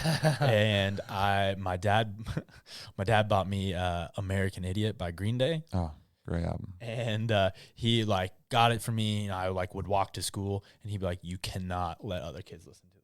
Like, don't do it, because like I don't want to hear from like a parent or something like that. I'm letting you listen to this shit and stuff like that." But that's just such a good memory for me. It's just like having the CD there, like listen to it. It's That's just like so cool, man. there's so much more. A cool memory. Sounds like you have some cool parents, man. Yeah, It's just like, check this shit out. yeah, my Eminem and Green Day. yeah, Because your dad was more on that rock side. 100%. And then your mom was more hip to the fucking hip Yeah, hop and she shit. had always the fucking what do they call that? Why am I spacing? Oh, like the now music. Oh, Oh yeah. God, those And were those hitters. early, Those like were 1 through hitters. 10, there's some fucking bangers. Bro, there's Those were definitely hitters. fucking when I was listening to Now, there was definitely Mambo number 5 on that bitch. There was definitely like Shaggy. It wasn't me. Oh yeah. You know What what did you remember y'all when you had like a flip phone and you could do like the call waiting and like have like music playing? Oh, yeah. I remember getting my mom's CD and this is so bad. In middle school, I had you and that booty. And I had that as my fucking like waiting thing. Really? Like, because that was I had no business doing like that at as a that point in 7th time grader. though, it was like anything that you could customize. Oh yeah. You know, Yeah, at that you point do in it. time, You throw would the customization fuck- on there. Dude, if you had like when you had that shitty, you guys remember when the damn Razor phone came out? Yeah. Oh yeah. Uh-huh. And you get that ringtone, and everybody's flexing on the ringtone. everyone Because if is. it was like you and that booty, oh, hold up, real quick. Yeah. Oh yeah. And even now, motherfuckers got, you know, I know I got a friend who he's got different ringtones assigned to different people.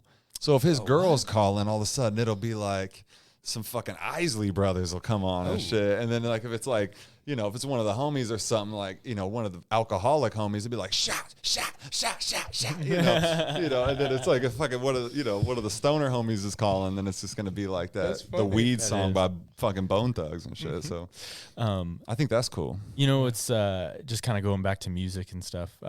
Something that like hip hop music has really like I've kind of delved into deeper, like listening to more music is like more soul, more like early like 70s, 80s, like Marvin Gaye, like all this stuff that all these hip hop artists are sampling and like getting in, you know, making into these really great beats and stuff. Al Green. There's a really good Twitter account. It's called like samples something, and what it does is they like go break down like popular it's like popular hip hop songs That you didn't know were sampled. That's on TikTok too. and it goes and shows you all like the songs it sampled, and it's just like and it's pretty so- cool. I've seen that too, and he'll mix them and then he plays it so you can hear the sample. sampled?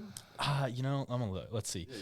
It's That is cool. It's a really but it's cool because page. there's like so many stuff, and that just puts you on to all this really great music. Like Because sometimes you'll hear like, you know, one person that was really good was P Diddy, you know, and with Notorious B.I.G. Because I just watched the documentary. I didn't know that I Biggie didn't get to watch Smalls it. was actually another dude, and he told Biggie that he was going to sue him if he didn't change his name. So he was like, "Yo, don't call me Biggie Smalls anymore. My name's Notorious B.I.G." Yeah, that's what he changed his shit.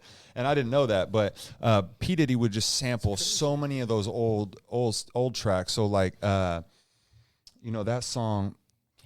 God, Biggie just has so many fucking hit songs that are based on samples, and I just can't even think of the names of the songs right now. something.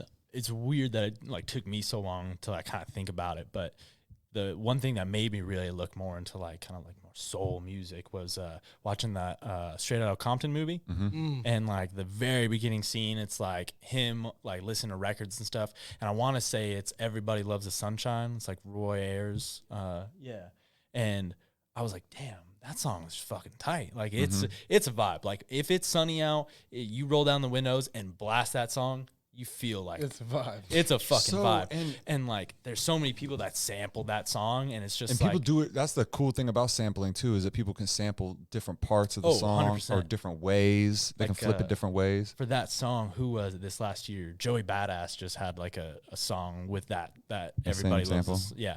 And I was just like, oh, all right. Like it was just a different mix than like a take on it that I haven't heard before. And it was just like. So the Isley Brothers, what's that fucking song called? The Footsteps in the Dark? Isn't that what it's called or some shit like that? Maybe Between the Sheets. That's another really popular one.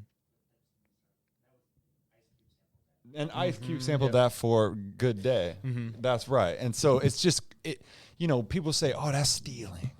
That's, it's crazy to me because like you took a song that was so slow and beautiful in its own way and then made this other song, this iconic in a totally different light. Well, that's the beauty. They're getting their piece too.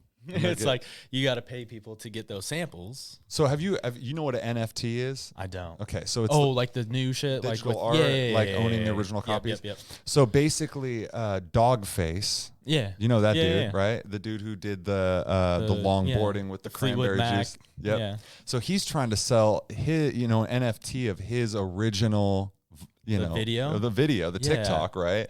And they ain't letting him.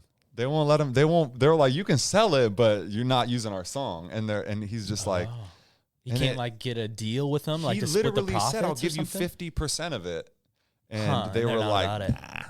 Damn. I know, bro. They flexing. That's just crazy. They flexed on him, bro. But they also are probably making a point like your video ain't shit without our song. I mean, but I will say too, no vibe without our song. What did they say? Like that song hit like the Billboard top track for that when that TikTok came out, and like it hadn't been on there since like that song originally came out. It's like, well, he's making your song relevant again too, and you're getting money from it. So it's like, I wonder if the old heads just appreciate that at all, or if they're just like snobby about it, But obviously, with the actions, not even gonna take 50% of the money. He's trying to sell it for $500,000, so you just turned down $250,000 to not let your song. Well, if you think about it from where they sit, like in terms of leverage.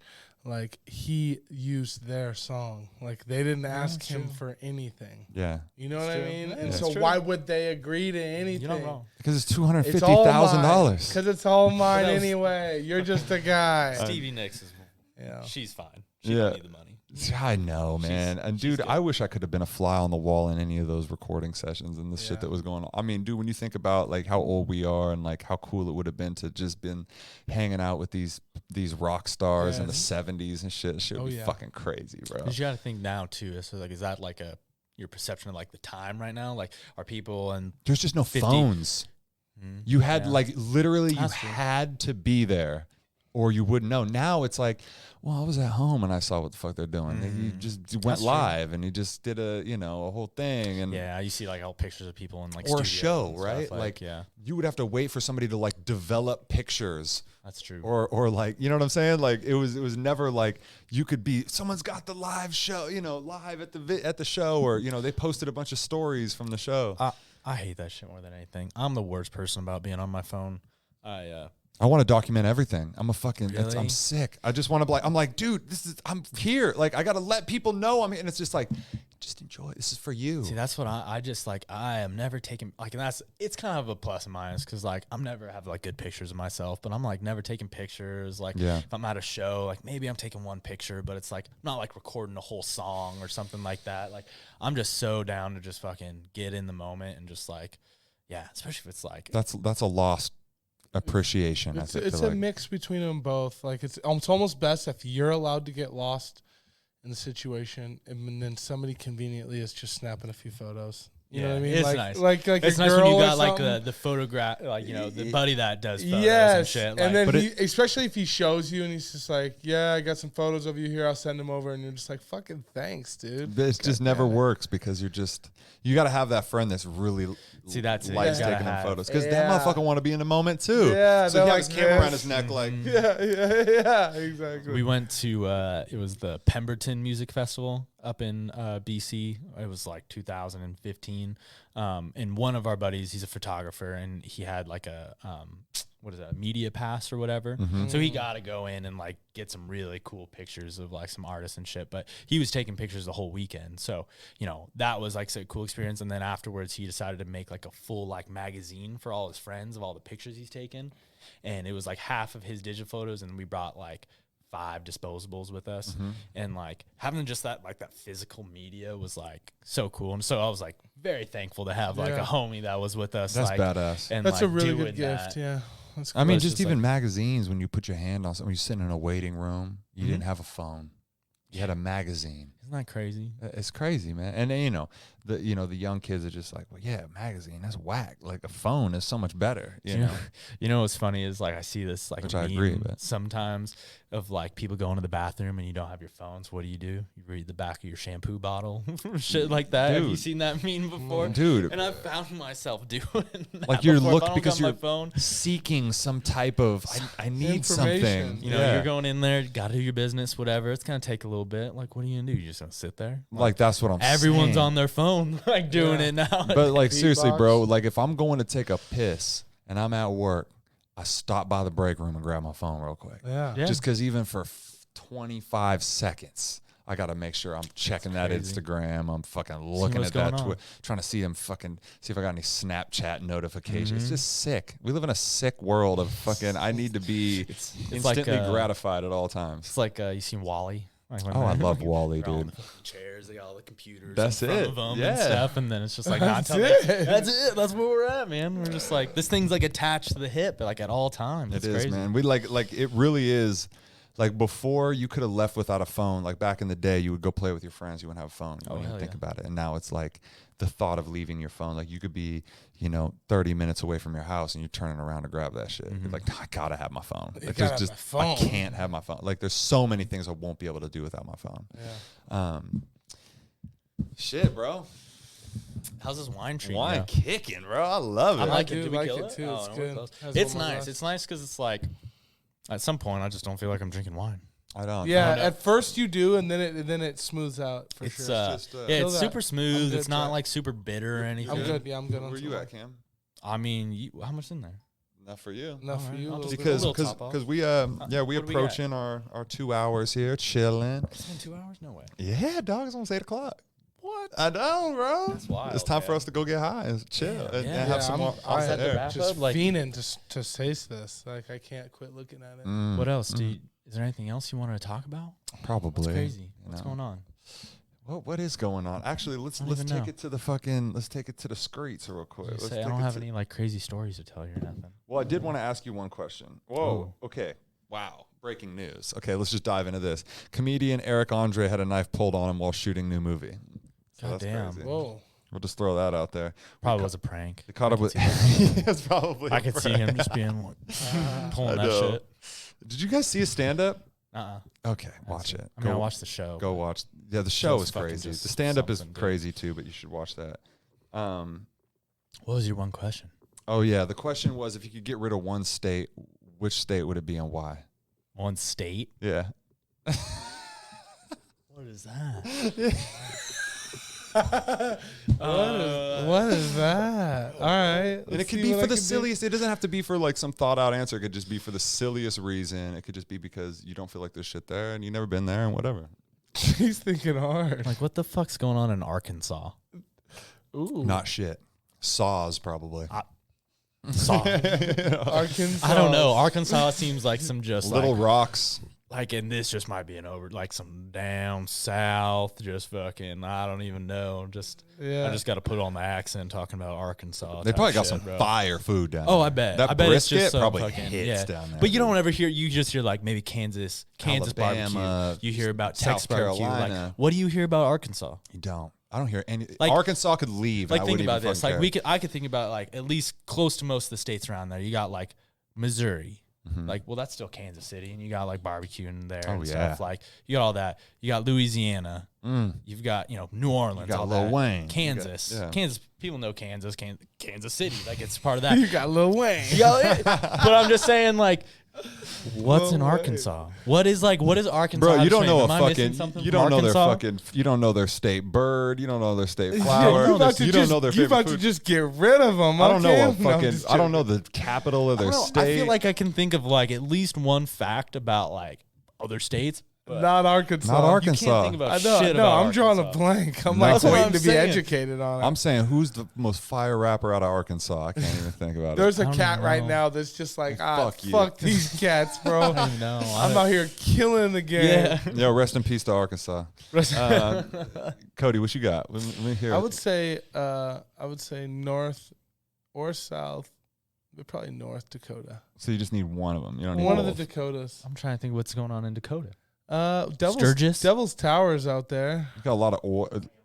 That's in Wyoming. So you got a lot of oil jobs out there. A lot of people with a lot of oil jobs, not enough places to live. You know what I'm saying? Yeah, probably. Out there Dakota getting it. is It's just really vast. A lot of drunk people fucking out there in the Dakotas. Yeah? I'll tell you that. Like, there's not a lot. Yeah, I went to North Dakota one time, and I talked to this girl, and she said, around in North Dakota, we go to Bucks. Because when you go to Bucks, you get fucked. And I was like, Did you go to Bucks? No. oh, no, I did go to Bucks. Yeah, I did go to Bucks. Yeah. So, But, keep going on your story. I don't know. That was But it was like, it was clear to me that it's like here we have, people like get drunk and get frisky and smoke meth. Like, those were the things that happen here. The end little thing. Like, you have kids and you drink, and then there's this other kids are dark side. asleep. Yeah. That's just all I hear about, like, from people. Like, do you know anyone that's ever like worked like the oil fields out there? And Yeah. shit? I Like, have heard I just someone hear like stories just like all you do is just work and then you drink and then like you see strippers. Yeah. That's There's it. You go to hookers. strip club and You hookers fuck and the shit. hookers. Dude, I remember And they like fly them up I from remember Vegas. driving and like the roads is just so flat that it was just Oh yeah. like it's just the same thing, just fucking forever. That's how like, Kansas is. I've See, driven in- through in Kansas Texas, and I'm like sure. stuff like that. What is your state? Yeah. Nothing on the West Coast, of course, because we're keeping all of that. Hell Come yeah. on, Lit. keep all of that progressive beauty, West Coast, best weed coast. loving. Yeah, West Coast, best coast. So I would probably kick off fucking. I think Rhode Island's actually pretty cool. So I'll probably keep Rhode Island, but Wait, what's from like Rhode Island's like a county, like Rhode Island's a state. but like size wise, You know what like I'm saying? it's a state. Like, trying you to could be a kick it state. off, but Rhode Island's probably pretty fucking lit, dude. Yeah, like it's probably lit. It's probably pretty fucking I would chill. love to go up and see all that I don't really know what's in Delaware. That's like the same area, ain't it? shit. they but I shit don't That's know. like the them. same. Yeah, I I'm don't just know saying, them like, cats over there. that's what I'm saying. It's like the same argument I got against Rhode Island. It's like it's got to be up there somewhere. And you know what? I don't know what Like it is. Delaware. Like, what's a Delaware? There's nothing. It's a delegated Tupperware. What the fuck is a Delaware? So that's how I really feel. Like, I'd probably get rid of Delaware, and I got a homie that's from Delaware. But So he'd Don't get rid of him. he don't have. Yeah, well, he's not there now. So we okay. could just kick it out to the side. Like, just kick it out into an island. We don't have to get rid of it. So Just get rid of it in the United States. That's what I'm saying. So like, if you get rid of it, are you like putting a new state in there? Like what? Like you're just like. Big ass You're waterfall. done. Yeah, that's Big it. ass waterfall. You're, like you just shipping them off in the ocean. And Yeah. that's They about just it. basically get Cut cut 'em out. out, and sent out, and then the country just like fucking seals Comes back up together, maybe. Yeah. Another Kansas comes in. All right, dude, Cam, thank you, man. Dude, I it's been appreciate fun. you fucking bringing this amazing wine Yeah. here. Try it out. It's great. Right here, if you look at it, it just says red wine. That's it. It's just so simple that you just need But if you go back That's to the it. back, Tells you all about rabble. that What does rabble. it say? We cannot command nature except by obeying her. that's right, man. And Ooh. see, on this podcast right here, right now, we just go with the flow. We don't have anything written down. We're not asking questions. This is all just natural. And every single time I do a podcast with somebody that I just had an amazing time with, we're going to do it again. And because 2 hours really isn't enough time, we could have bullshitted for another I was gonna hour and a say, half. like, I was surprised that it was 2 hours. I was like ready to keep rocking, man. Yeah, dude. I have. This is one of my favorite conversations out of the 50 some episodes I've done. So, well, I appreciate that. Fuck yeah, dude. Cool. I appreciate you coming on and talking about what you do and you know, all the things that we're able to tap into in the youth and shit, dude. Yeah. Let me know when I can come back, because I'd love to. This is like the best way to express ideas, honestly. Yeah, so. I agree. Cool. All right. Cameron Gibbons, happy to be here. Appreciate you guys. Love you. We out. Appreciate it. Thank you. Peace.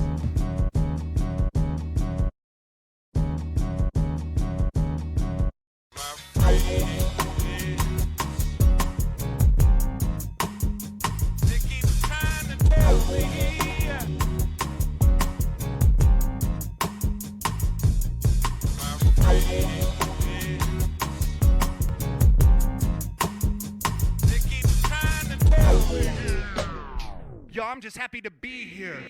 You know, like you got to keep this motherfucking thing oiled up. You know what I mean? So you spit in there and then you drink the spit. Just chug, chug, chug. You know when you do those chugs where it's like you're about to stop, but you keep going anyway?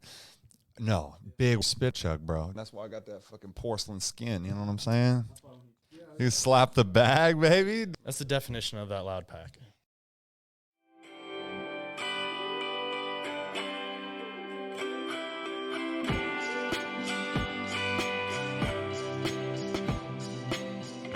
This podcast was brought to you by Speak Spokane, a community-driven podcasting studio space where people from all walks of life can speak and be heard. Follow along with us on Instagram at Speak Spokane and visit speakpodcasting.com to learn more about starting your podcasting journey today.